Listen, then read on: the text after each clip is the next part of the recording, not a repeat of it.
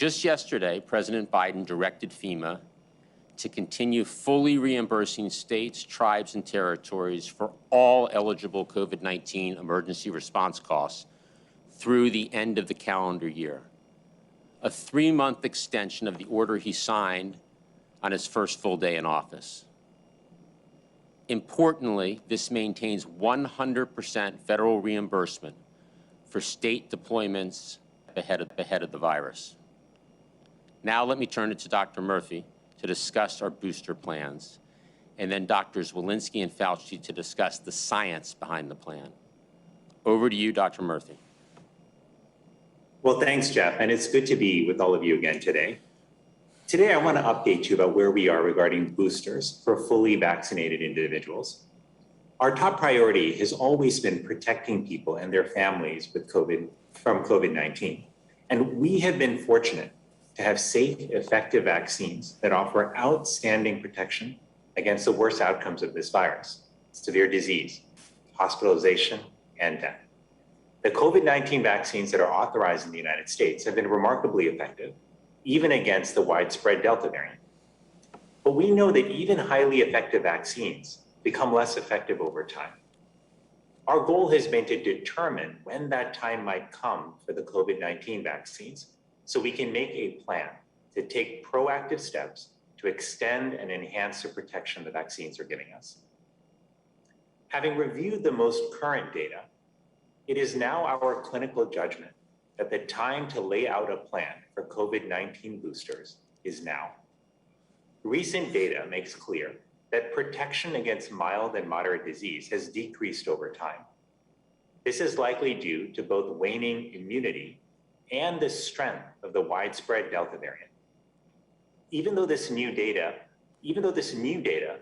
affirms that vaccine protection remains high against the worst outcomes of COVID, we are concerned that this pattern of decline we are seeing will continue in the months ahead, which could lead to reduced protection against severe disease, hospitalization, and death.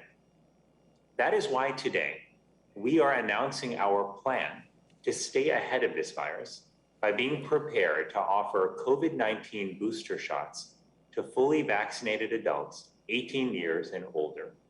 They would be eligible for their booster shot 8 months after receiving their second dose of the Pfizer or Moderna mRNA vaccines.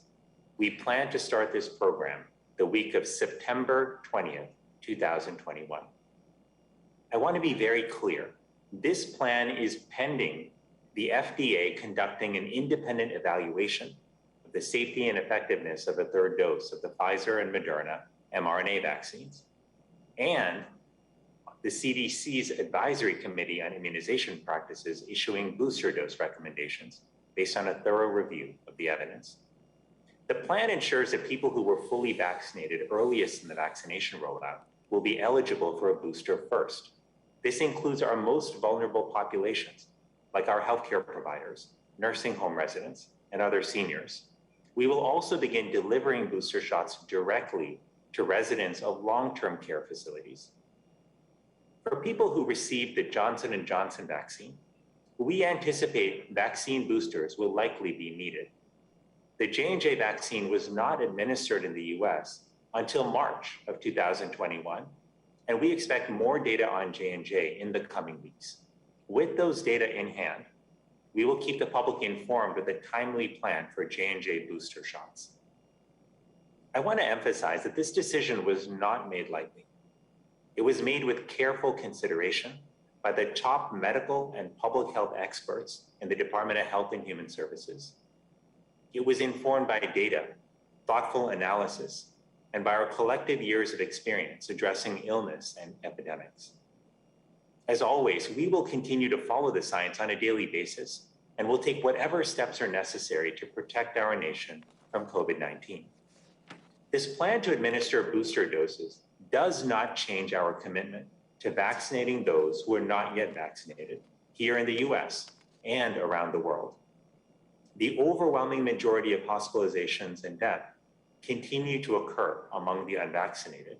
We will continue to ramp up efforts to increase vaccinations here at home and to ensure people have accurate information about vaccines and access to vaccinations. We will also continue to expand our efforts to increase the supply of vaccines for other countries, building on the over 600 million doses we have already committed to donate globally. We understand well that global pandemics require a global response and strong leadership, and we will not stop until America and the world are vaccinated against COVID-19. I'm speaking to you today as your Surgeon General, but most importantly as a fellow American who has felt the pain of losing family members to this disease and who hears each day the stories of people whose lives have been upended and forever altered by COVID-19. The brave doctors and nurses in our hospitals, the teachers working to get our kids back to school, and the frontline workers who have put themselves on the line to make sure we can get groceries and supplies. We all want this pandemic to be over. And right now, our quickest path to getting COVID-19 under control, once and for all, is getting vaccines to those who need them as quickly as possible. So here's what you need to know.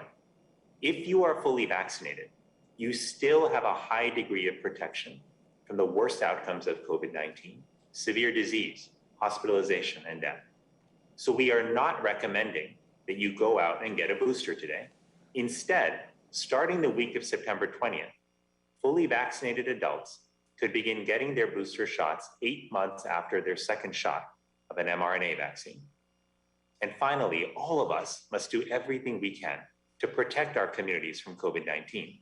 That means encouraging our family and friends, our patients and students, our coworkers and neighbors to get vaccinated. That is our path to ending this pandemic. I'll now turn it over to Dr. Walensky, who will walk us through some of the data that help inform our decision to take action now.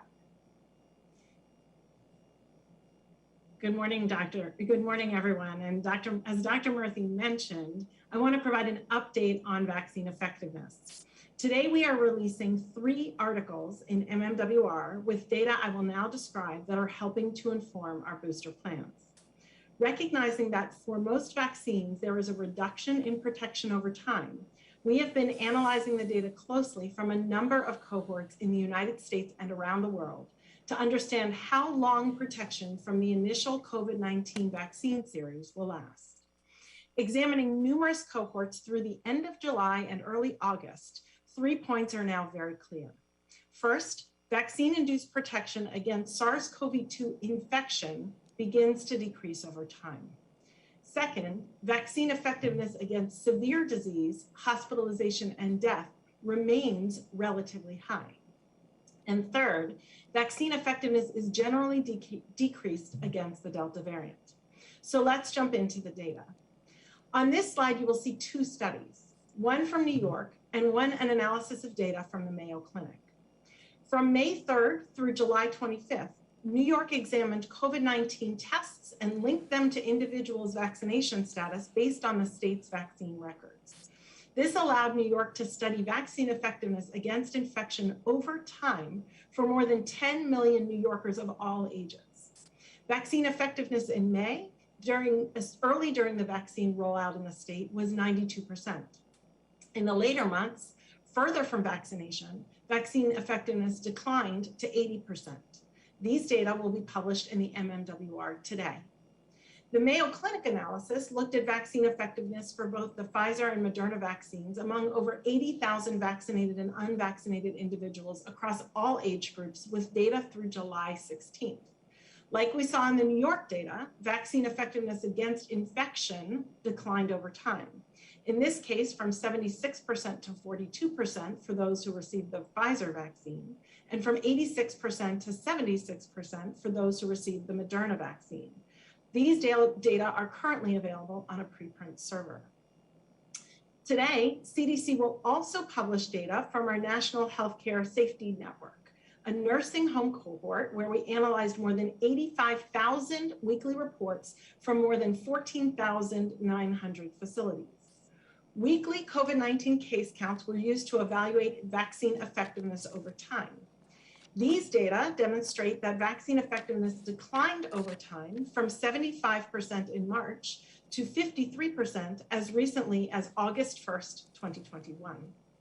This represents a substantial decline in vaccine effectiveness against infection among those who are most vulnerable, including during months where Delta was the predominant circulating variant.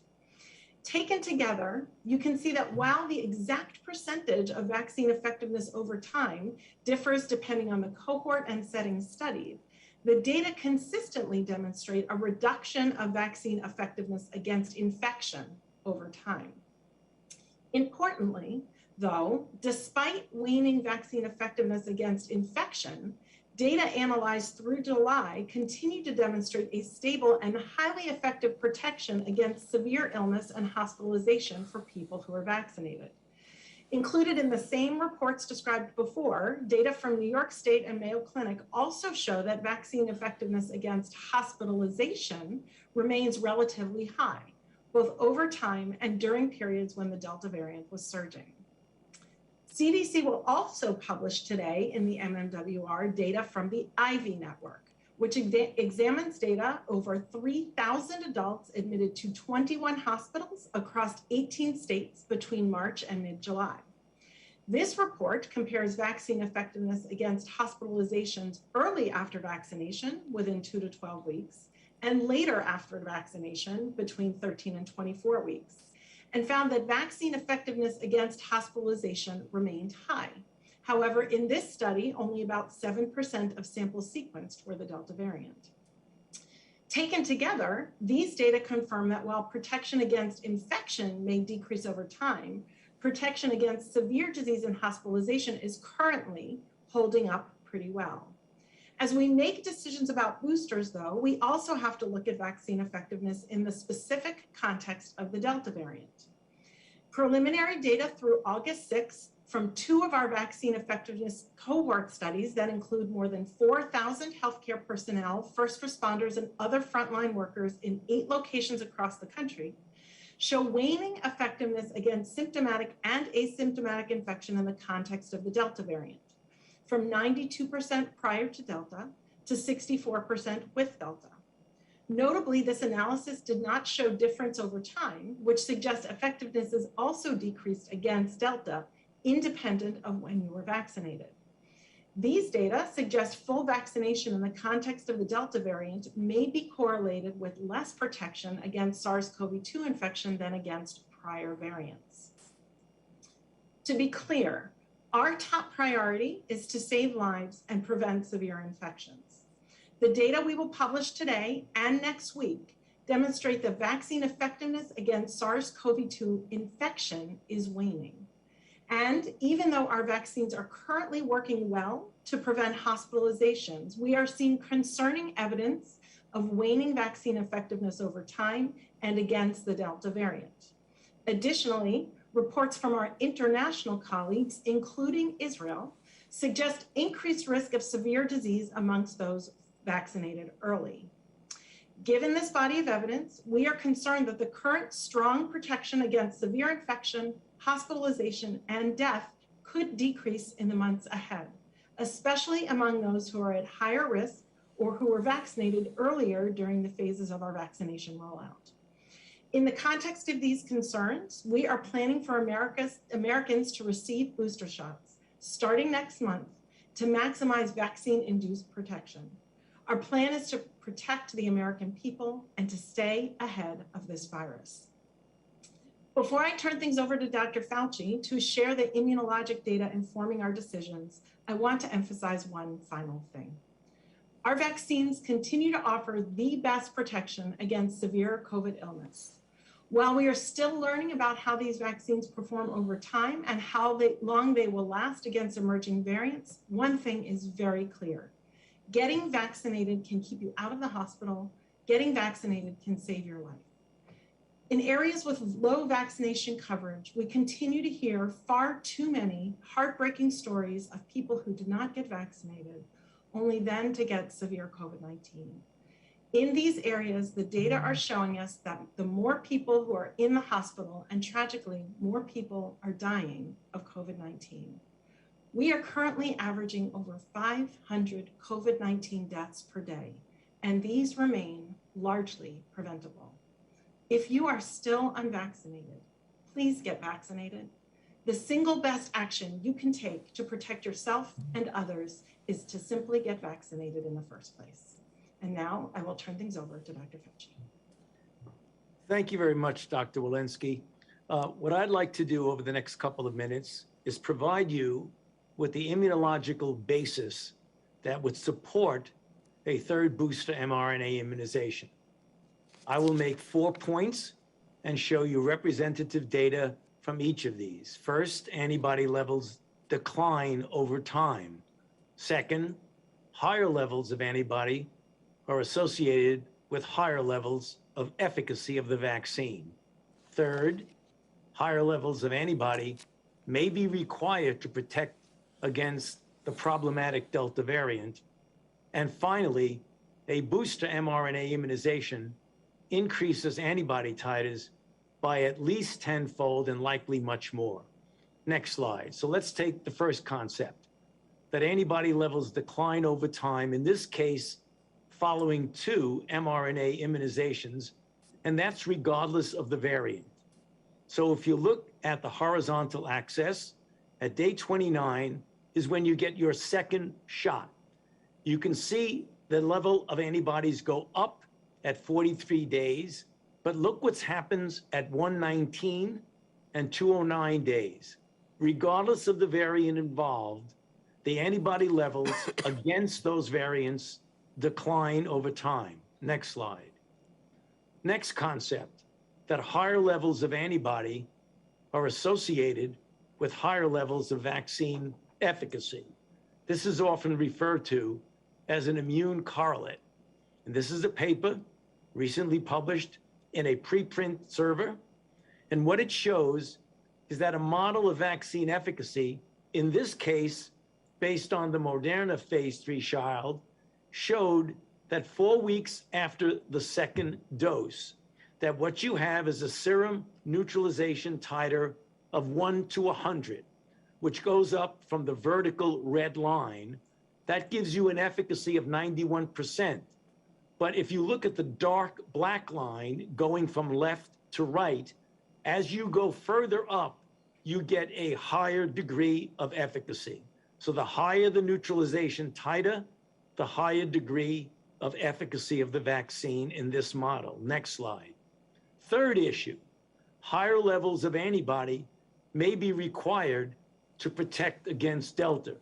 And I'm showing you data now, both from Moderna on the left, and a paper in the New England Journal has very similar data from Pfizer.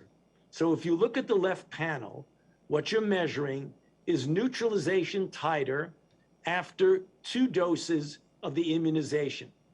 And the open circles are the same people as in the pink circles. And you're looking at the fact that the neutralization titer required to neutralize the standard prototype D614G, which was the original variant, is clearly the titer is much lower.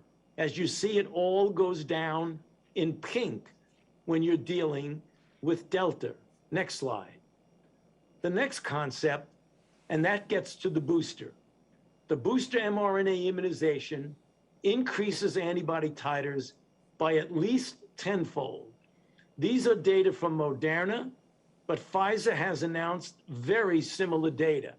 The bottom line is, if you look first at the left panel, the first column is looking at the antibody titers just before the third dose. And then 15 days after the third dose is shown right next to it that says D15. As you can see, a remarkable increase in titers against the 614G, the B1351, the P1, and in the Pfizer data, which you expect would be very, very similar to the Moderna, it was also against the Delta variant. So you get a dramatic increase in antibody titers when you do a third immunization dose. Last slide.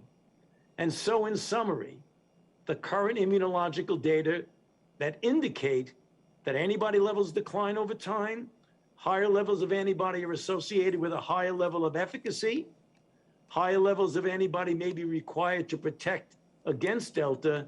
And as I showed you on this former slide, a booster mRNA immunization increases antibody titers by multiple fold. All of this support the use of a third booster mRNA immunization to increase the overall level of protection.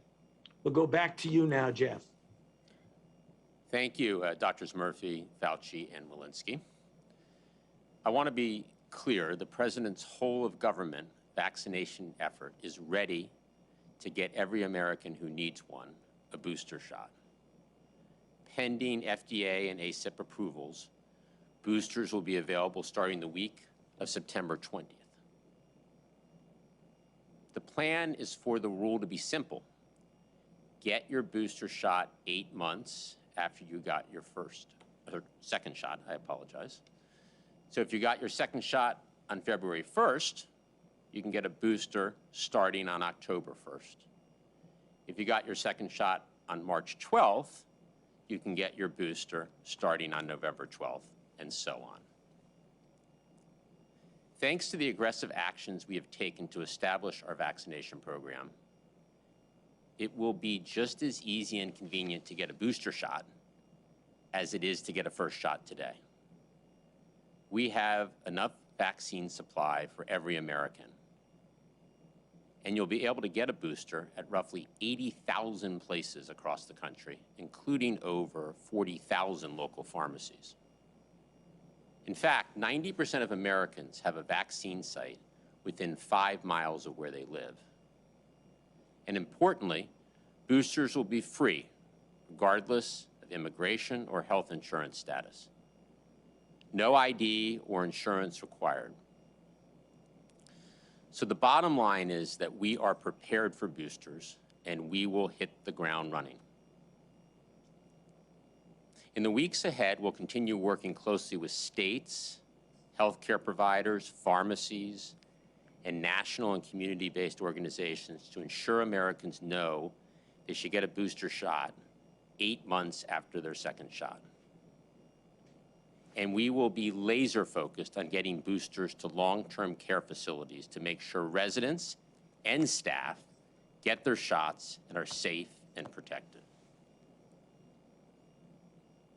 Importantly, as we continue to vaccinate Americans, we will maintain our focus abroad, as we know this virus knows no borders.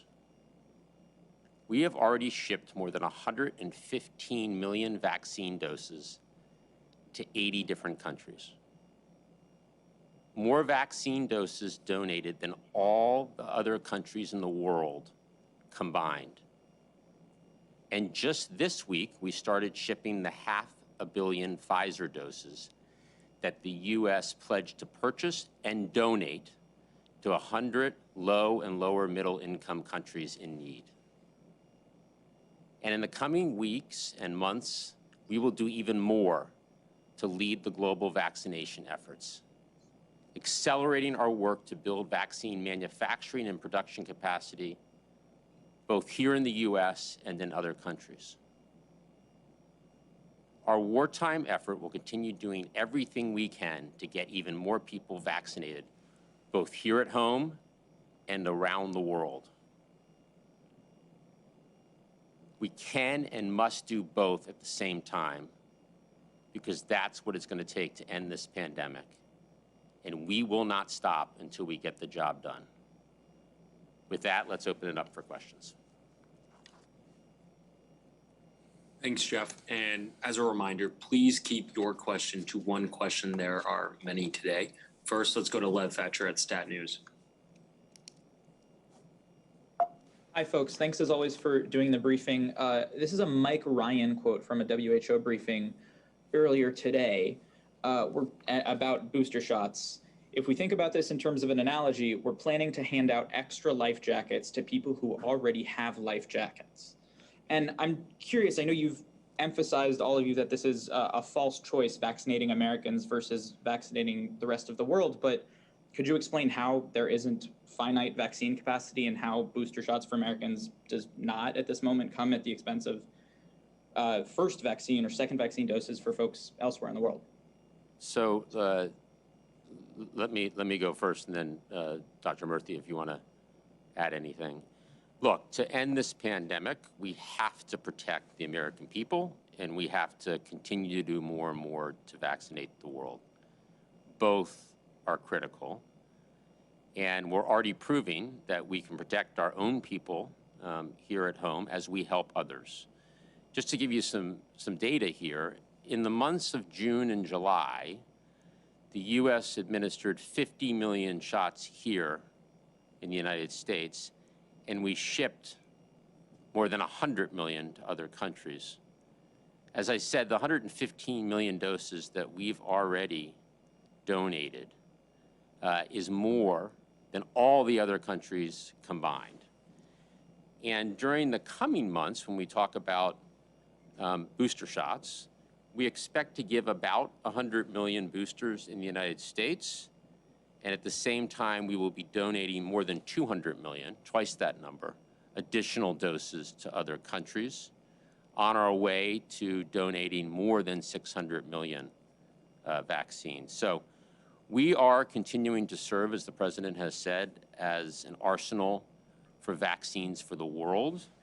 And you'll see us do more and more.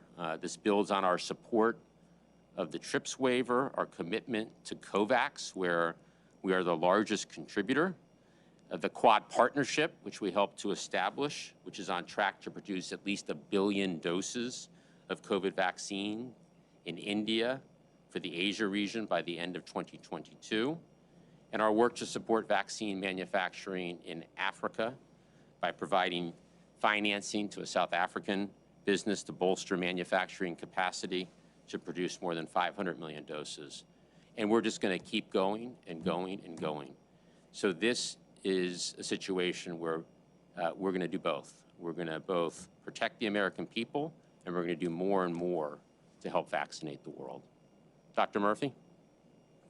Well, thanks, Jeff. And Lev, good to hear your question. Appreciate it. Look, I do not accept the idea that we have to choose between America and the world. We clearly see our responsibility to both, and that we've got to do everything we can to protect people here at home while recognizing that tamping down the pandemic across the world and getting people vaccinated is going to be key to preventing the rise of future variants. We know that, we see that clearly, and we believe we have to work on both fronts as we have been.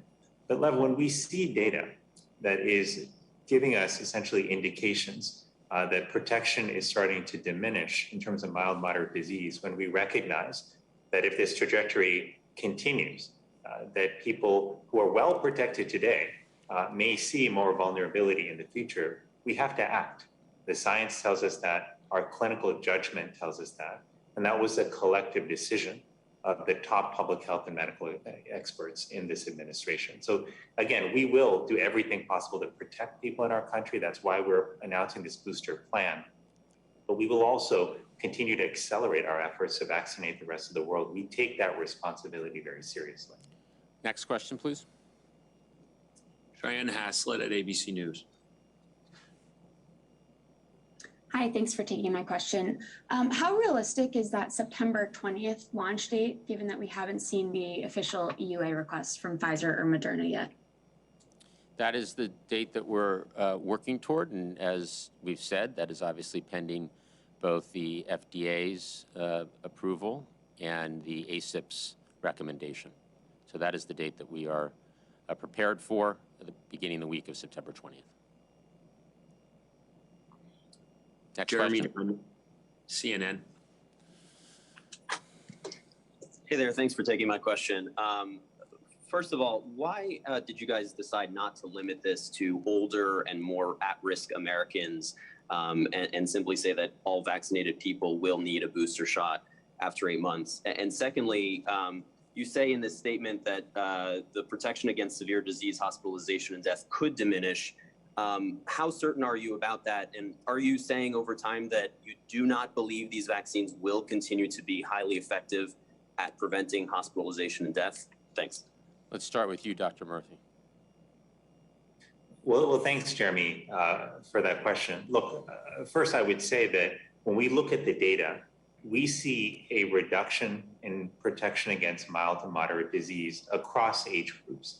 And that was an important part of why we made this recommendation for all adults. We want to protect all adults in our country from the worst effects of COVID-19. But our plan does prioritize the most vulnerable. If you look at how we began vaccinating people, Jeremy, over at the beginning of the vaccination effort, we prioritized healthcare workers, long-term care facility residents, and the elderly. And those are exactly the same populations that we will be starting with. So we do prioritize the most vulnerable. We think that's going to be essential, in our goal to ultimately to protect the country and save the most lives. Next question.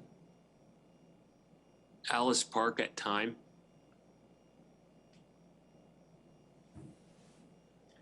Yes, just wanted to ask again, Jeff, if you could just provide some more details on the plan for administering the booster shots. You're going to have to reach the same number of people as in the current campaign, and yet many of the federal mass vaccination sites have closed.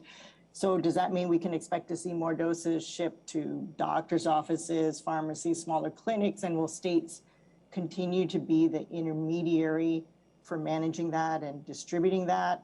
And secondly, for Dr. Fauci, can you tell us, you focused a lot on the data looking at antibody responses to vaccines. Can you tell us what we've learned about the T-cell response and what role that plays in any decision to recommend boosters or, continue to recommend boosters in the next year or even years to come? So the first question, there are 80,000 sites across the country. As I mentioned, 90% of Americans live within 5 miles of a site. The booster will be administered at the 8-month mark, beginning at the 8-month mark. We're going to be working very closely, as we have throughout, with governors and local state officials to make sure that we have the number of places for people to get vaccinated in a convenient way, enough vaccinators in the field. FEMA stands ready to help in any way. As I mentioned, that reimbursement's been extended, 100% reimbursement. So we will make sure that it is convenient and easy for all Americans to get their free vaccine, their booster shot, at or around their 8-month mark. Over to you, Dr. Fauci. Yeah, thank you for that question, Alice. No doubt T-cells will play a role, very likely in not preventing initial infection, but in the progression of disease in the situation that T-cells usually do in eliminating or blocking against infected cells. The issue is that they are not as easy at all to measure in the standpoint of large volumes of cohorts. And we will continue to study the T-cell response, but the important slide that I showed was the correlate of protection slide where you showed there no doubt was an increase in protection of the antibody as you got the titer higher and higher. So based on that, that would be the most easily and actually most common and very likely the most appropriate measurement of a correlate of immunity. And for that reason, that was one of the issues that swayed us towards the relationship between titer of antibody and linking that to the next to last slide, where I showed you could dramatically increase the titer of antibody by a boost that is at the 3rd boost months later. And if you looked at that, the increase was really rather substantial. But again, not to downplay the ultimate potential importance of T cells, but if you look at the relationship between antibody titer and vaccine efficacy, it looks pretty good. Next question, please. Ouija at CBS.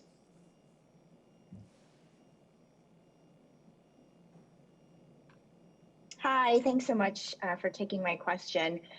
If it sounds like effectiveness begins to wane sooner than 8 months, and please correct me if I'm wrong. So if the supply is not an issue, can you walk us through the science of how you landed on 8 months? Please, thanks. Why don't we start with you, Dr. Murthy, and then Dr. Walensky or Dr. Fauci, if you have anything to add. Sure. So thank you, Ouija, for that question. So Let me talk you through how we were looking at this. We did see that around the 6-month mark in the data, you start to see increases in mild to moderate infection. But we know that the most important purpose of the vaccine is to keep us out of the hospital and to save our life. It's to prevent against hospitalizations and death. And fortunately, we are seeing that still holding at a high level, which is good news. But our anticipation is that if the trajectory that we are seeing continues, that we will likely see in the future a increase in breakthrough hospitalizations and breakthrough deaths. And that's why we used our judgment, Weijia, to see to make a determination of when that point may be. And that's how we came to the 8-month mark. I want to be clear, though, there's nothing magical about this number. Could it have been 1 week earlier, 1 week later? This is where judgment comes in. And it's why we put so much time and thought into this decision, why we pulled the best public health and medical minds from together around the department to look at the data, to discuss it a number of times, and then ultimately to come to that determination. And lastly, let me just say this, Weijia. We have said over the last several months that we are looking at the data closely, and when we see a signal, that we will let the public know and tell them what our plan is. And that's exactly what we're doing today. We put the best minds together in administration. We looked at the best data that we had. We saw a signal. And now we are sharing our assessment with the public with a plan for how to make sure that the protection people still have today from the vaccine will continue in the future. And maybe if I might, Jeff, just add, another piece of data that we've been looking at is our international colleagues who are ahead of us, both in the Delta surge, as well as have vaccinated a few weeks ahead of us in terms of large portions of their population that have been vaccinated. And data we're seeing from our international colleagues, specifically and especially Israel, have demonstrated a worsening of infections amongst vaccinated people over time. And so we remain concerned about that as we see in the context of Delta variant, some breakthroughs that are occurring and decreased vaccine effectiveness that is occurring in the context of infection. We are watching other countries, the experience of other countries carefully, and concerned that we too will see what Israel is seeing, which is worsening infections over time.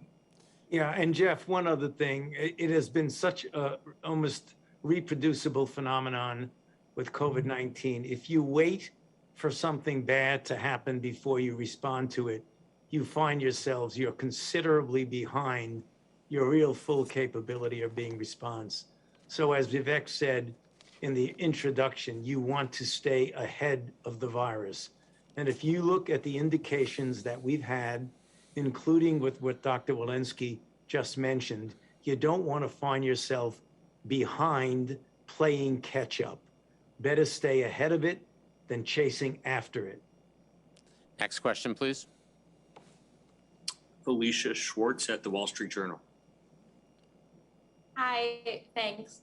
What will it mean to be fully vaccinated once people are eligible for boosters? Will it be 3 shots or 2 shots? Dr. Murphy? Well, so on that question right now, I think what's very important for people to know is that if you've gotten both shots of your mRNA vaccine, you are fully vaccinated right now. You have a high degree of protection against the worst outcomes of COVID-19. But our recommendation down the line, again, pending the advice and the review of the FDA and ACIP, the Advisory Community Immunization Practices, is that we believe that third dose will ultimately be needed to provide the fullest and continual extent of protection that we think people need from the virus. Next question.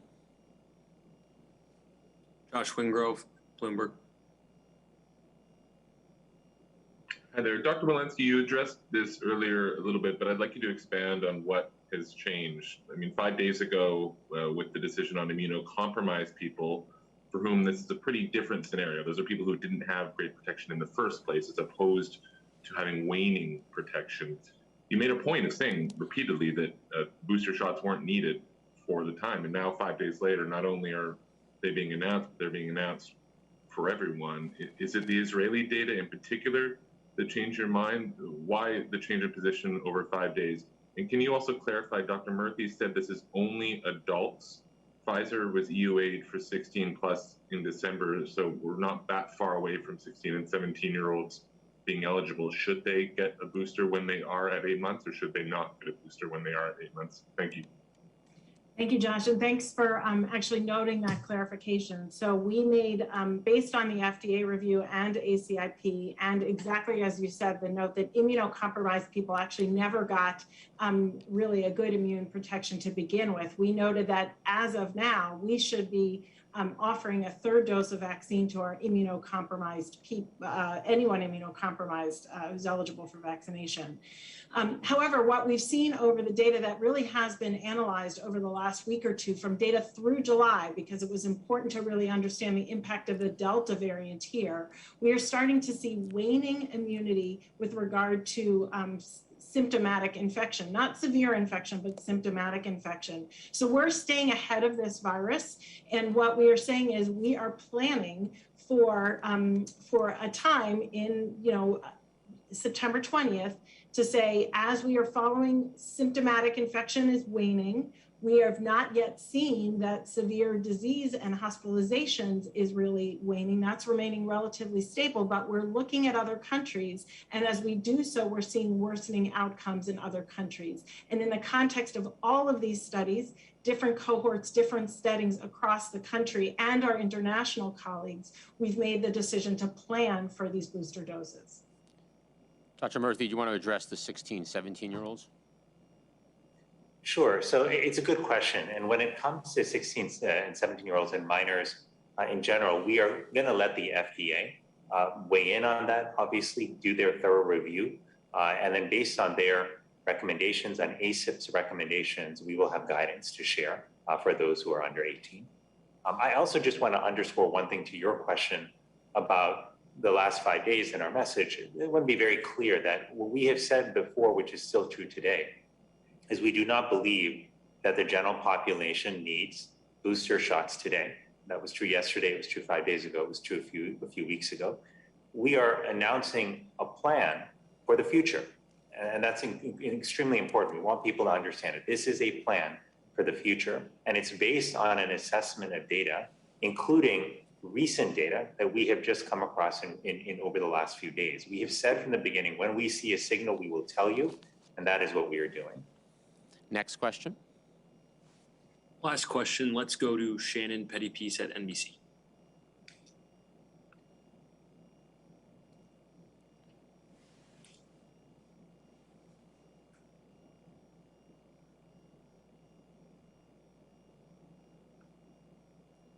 Kevin, we're not hearing a question. We are not.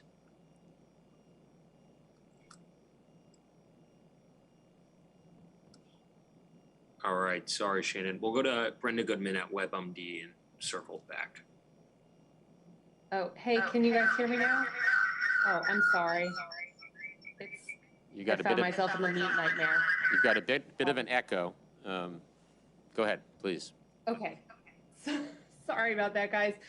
I just wanted to find out, and I think maybe you answered this a bit, but why are you sort of skipping the typical FDA review process? I know you're saying this is pending FDA review, but why not wait until the FDA's reviewed the safety, the efficacy, and we've gotten that advisory committee recommendation? And are you worried at all about adding to vaccine hesitancy by trying to get ahead of that by making this announcement now?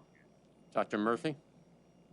Well, I'm glad you asked that question. And I want to be very clear, we are not skipping the very important FDA and ACIP process here. They have an incredibly important role to play in evaluating safety and making recommendations for vaccines. We respect that, we honor that, and that will be a part of this process as well. But the reason that we are not waiting for many more weeks to announce this, it falls into two buckets. One is transparency. We have told the public when we see a signal in the data, we will tell them when we are concerned, when we think boosters may be required down the line, and we are fulfilling that promise today. The second reason is we also want to ensure that people and states and localities and the public more broadly can plan. You can't turn on a booster effort with the flip of a switch. We have to lay the groundwork. We've got to make sure people understand this, that we communicate often about it. So when we were ready to go and start offering boosters, everybody understands what has to be done and who needs to be boosted. And that is why we are announcing this plan in advance today. So why don't we Maybe take- I'll just add that we are very much following what ACIP provided, because they initially advised us on who should be getting vaccinated first, and it is those people who will be the long-term care facilities, healthcare workers, vulnerable populations. It is those people who will be first eligible again. Okay, so why don't we take the last question, Kevin? All right, Brenda. Thanks. I just have a question, a little bit to do with the rationale here. So do you have any evidence from the US or from other countries that waning immunity is playing a role in transmission of Delta because it's so highly contagious? Do you anticipate that boosters will help to slow the spread? Dr. Fauci, you want to go first there? Yeah, thank you, Jeff, and thank you for that question. Transmissibility is a bit more tricky than looking at a clinical phenomenon such as infection, seriousness of disease, and hospitalization. It is entirely conceivable, and we will be looking at that when you boost and have a high level, and as I showed you on the next to last slide, the increase with a boost is really quite striking, multiple-fold increase, that it is conceivable that that would be important in lowering the level of virus in the nasopharynx, which could have an impact on transmission. I certainly hope that's the case. If it is, then you could really get multiple benefits from doing this. You can get benefits for disease, severity of disease, and then ultimately infection and transmission. But the bottom line, with full transparency, we don't know that right now. Well, we appreciate all the good questions, and we look forward to the next briefing. Thank you.